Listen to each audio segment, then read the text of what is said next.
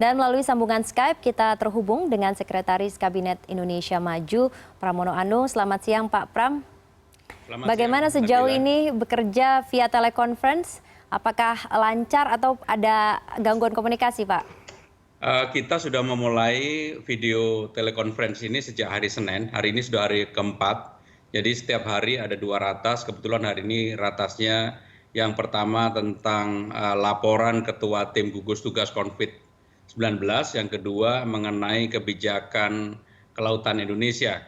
Dan alhamdulillah ratas-ratas kemarin memang dalam setiap 2 hari ada ratas khusus mengenai COVID-19, sehingga dengan demikian apa yang berkembang di masyarakat dan juga yang diketahui oleh pemerintah baik yang terbuka maupun tertutup semuanya didiskusikan secara terbuka dan diputuskan oleh Presiden.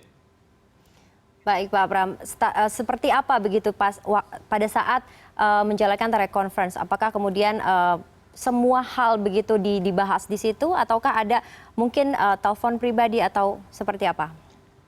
Ya, kita memang menggunakan jaringan khusus yang tidak bisa disebutkan karena ini memang jaringannya pemerintah yang tidak terganggu oleh frekuensi lain, sehingga kualitas suara, frekuensi, videonya relatif bagus.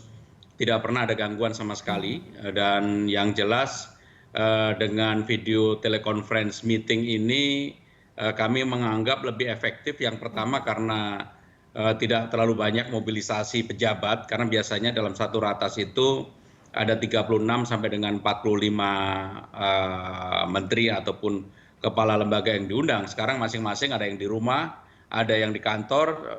Karena kalau saya tidak bisa di rumah karena harus mengatur sirkulasi pembicaraan di dalam sidang kabinet tersebut, sehingga harus ada di kantor. Tetapi kami semua tetap berjaga-jaga, jadi menjaga jarak itu penting, sehingga dalam rapat pun semua hal yang disampaikan oleh Presiden, bekerja dari rumah, beribadah dari rumah, dan tentunya juga harus bergembira dari rumah, itu tetap kita jaga dengan baik. Baik, dan untuk penyiapan materi Pak, sebelum rapat terbatas ini kan biasanya disiapkan oleh Sekretariat Kabinet. Bagaimana dengan pola kerja pada saat ini? Pastinya tetap menjaga jarak begitu meskipun di kantor? Ya, karena sekarang ini kan era teknologi sudah berjalan dengan baik. Dan dengan mudah, dengan gampang kita untuk menyiapkan materinya.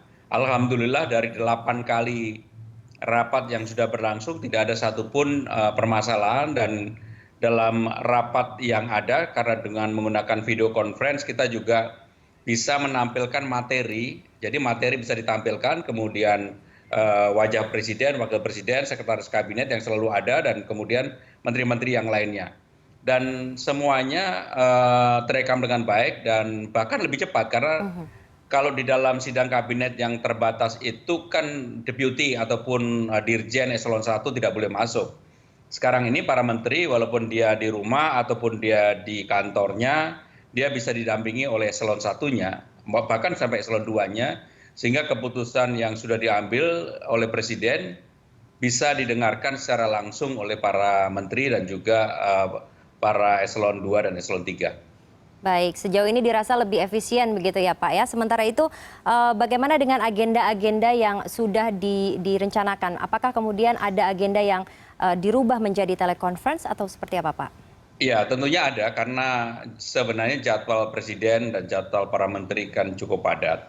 Ada kegiatan-kegiatan yang kemudian Presiden diminta untuk hadir secara telekonferensi. Tidak semuanya dihadiri secara fisik. Tetapi kemarin juga Presiden dalam masih dengan kehati-hatian, kemarin Presiden mengecek sejumlah stok bahan pangan di Bulog, dan hanya dengan Kabulog, tidak boleh ada yang lain, karena sekali lagi bahwa menjaga jarak aman itu menjadi penting, dan Presiden sebagai simbol negara tentunya juga harus memberikan contoh terhadap hal tersebut. Baik, apakah kemudian keputusan strategis ini juga bisa diambil melalui telekonferensi ini Pak? Langsung begitu? Sangat bisa dan sangat gampang, bahkan lebih gampang karena semuanya kan sekarang ini terekam dengan baik, kemudian sangat mudah untuk karena kita mempunyai peralatan yang sangat lengkap. Begitu Presiden selesai bicara dan para menteri selesai bicara, itu langsung sudah keluar tulisannya. Sehingga dengan demikian 1 hari resalah rapat sudah bisa diselesaikan.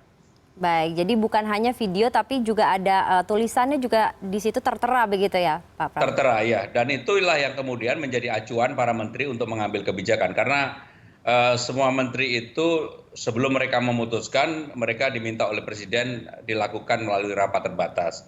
Dengan rapat terbatas ini seperti contohnya tadi, Menteri Kelautan dan Perikanan dia melaporkan ingin merubah beberapa kebijakan, kemudian dilaporkan dalam sidang kabinet dan beberapa menteri memberikan masukan, kemudian Presiden menyepakati untuk dilakukan perubahan dan segera kemudian Menteri KKP mengusulkan kepada Presiden melalui Sekretariat Kabinet untuk revisi permen tersebut.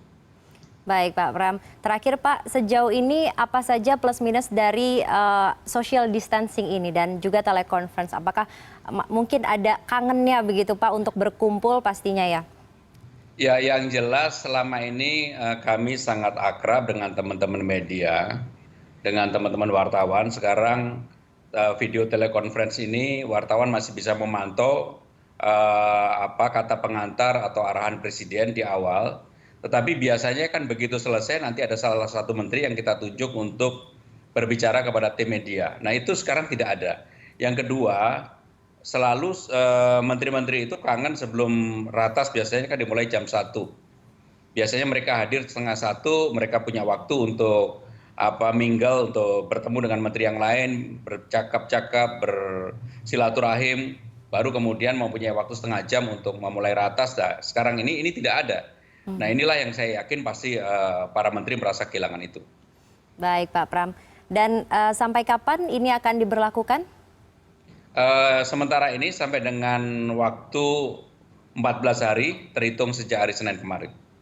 Baik, terima kasih atas interviunya Pak Pramono Anung.